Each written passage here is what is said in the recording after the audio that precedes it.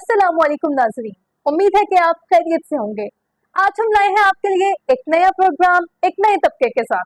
आज के प्रोग्राम में हम रोशनी डालेंगे एक और गरीब तबके पे। ओए, गरीब किसको बोला? गरीब लगती है मैं तुम्हें कहीं से? मैडम हौसला, दरअसल हमारे प्रोग्राम का नाम ही गरीब तबके की आवाज है। तो ये बात मुझे पहले बतानी थी ना। मेरा क्या काम यहाँ? मेरी कम्युनिटी को पता लग गया कि मैं गरीबों वाले प्रोग्राम में आई हूँ तो मेरा अच्छा खासा स्टैंडर्ड लो हो जाता है। बेइज्जती होगी मेरी कितनी। मुझे नहीं करना ऐसा कोई प्रोग्राम, मैं जा रही हूँ। मैडम आप कैश ले चुकी हैं, अब आपको प्रोग्राम करना ही होगा। तो इसमें कौन सी बड़ी बात है? बैंक अकाउंट बताएं, अभी वापस कर देती हूँ। मैं कौन सी गरीब हूँ? यार ये डायरेक्टर का है, आई थिंक हम कोई गलत बंदा ले आए हैं। मैडम वैसे आप भिखारी है ना?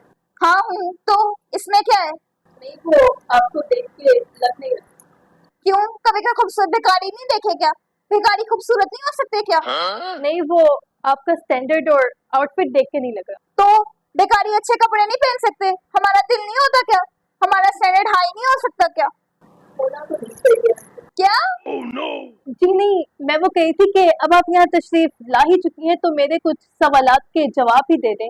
आपका इतना टाइम सेट हुआ है, शायद तो ना जाए। अच्छा, आप कह रही हैं तो रुक जाती हूँ, वरना मेरा कोई इरादा नहीं था ऐसे गरीबों वाले प्रोग्राम में ठहरने का। जी शुक्रिया। वैसे मैडम आपकी क्वालिफिकेशन क्या है? 5वीं पास हूँ मैं। 6वीं भी पास होने ही वाली थी, बस फिर भाई को देख के दौलत का नशा चढ़ गया और पढ़ाई छोड़ दी। ओह सैड। सैड होने वाली बात नहीं है जी, सही वक्त पर अच्छा फैसला कर लिया तो आज खुश हूँ। वो कैसे? उफ, एक तो आप पढ़े लिखे लोगों को भी हर बात डिटेल में समझानी पड़ती है। क्या फायदा हुआ आप लोगों के इतने पढ़े लिखे होने का? खैर देखें, उस वक्त मैं पढ़ती रहती तो अपना इतना कीमती वक्त जाया कर देती।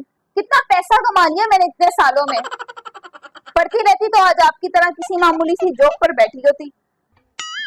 अच्छा वैसे आपका कोई फिक्स टाइम होता है या कोई पीक आवर्स? कोई फिक्स टाइम नहीं है जी, बस जहाँ कोई अमीर नजर आए पढ़ जाओ। हाँ, पीक टाइम है दोपहर 1:30 से 3 बजे तक। उस टाइम गर्मी ही इतनी होती है, ऊपर से ट्रैफिक जैम, लोग बेजार ही इतने होते हैं कि 2-3 बार मांगने पर ही नोट पकड़ा देते हैं जान छुड़वाने के लिए। वैसे पूरे दिन की आपकी रूटीन क्या है? कोई खास रूटीन नहीं, बस वही सोना उठना बैठना और बिजनेस पर निकल जाना। एज अ बेगर आपकी लाइफ की क्या मुश्किलात है? देखें, सब कुछ मैनेज कर लेते हैं हम, लेकिन जब ये सिग्नल्स खराब हो जाए ना तो सारा धंधा रुक जाता है। ये कमिश्नर सारा गालियां सुनता है मुझसे। बंदा सिग्नल्स तो वक्त पर सही करवा लेते हैं, इन्हें क्या पता आपको कितनी मुश्किल पेश आती है। आप यकीन नहीं करेंगे कि 1-2 बार तो हम सब बेगर्स ने मिलकर कंट्रीब्यूट करके सिग्नल सही करवाए हैं। तो सिग्नल्स का आप लोगों से क्या ताल्लुक? लो, हमारा नहीं ताल्लुक तो और किसका होगा? लोग सिग्नल्स पर रुकेंगे तभी तो हम उनसे मांग सकेंगे। जी बिल्कुल, और इससे आप एक्सीडेंट से भी महफूज रहेंगे, राइट?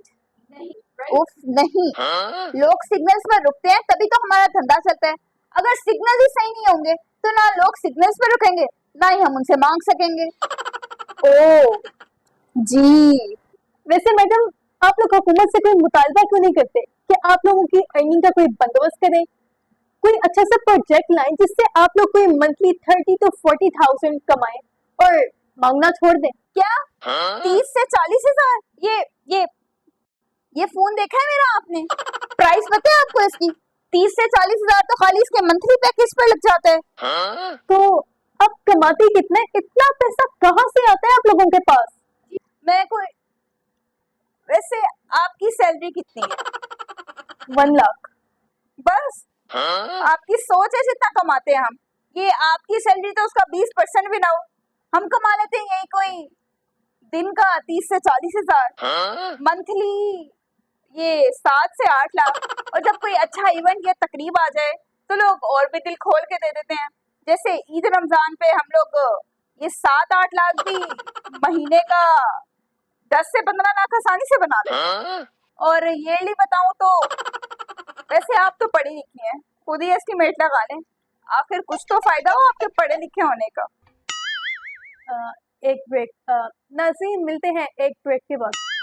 मैडम वैसे आपकी टीम में शामिल होने के लिए क्या करना पड़ेगा?